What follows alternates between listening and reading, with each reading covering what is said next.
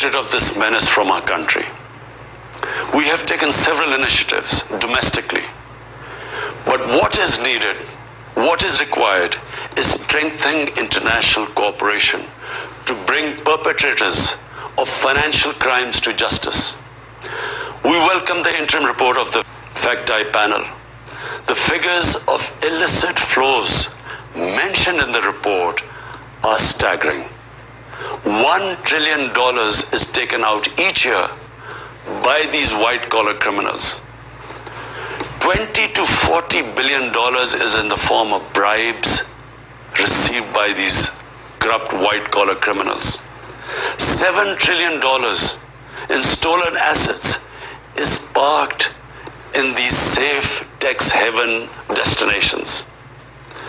$500 to $600 billion is lost each year in tax avoidance by multinational companies.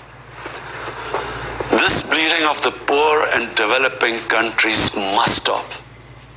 The international community must adopt decisive actions. And these are the ones I propose. Number one, the stolen assets of developing countries, including proceeds of corruption, bribery, and other crimes, must be returned immediately. Two, the authorities in haven destinations must impose criminal and financial penalties on their financial institutions which receive and utilize such money and assets. Three, the enablers of corruption and bribery, such as accountants, lawyers, and other intermediaries, must be closely regulated, monitored, and held accountable.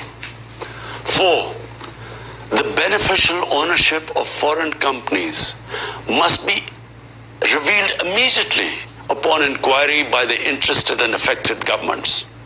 Five, multinational corporations must not be allowed to resort to profit shifting to low tax jurisdictions for avoiding taxation.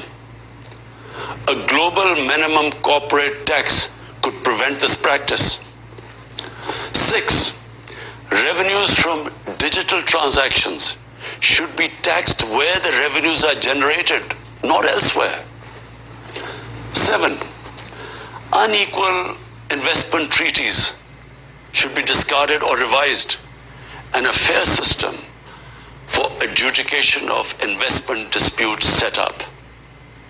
Eight, all official and non-official bodies set up to control and monitor illicit financial flows must include all the interested countries. Nine, the UN should set up a mechanism to coordinate and supervise the work of the various official and non-official bodies dealing with illicit financial flows to ensure coherence, consistency, and equity in their work.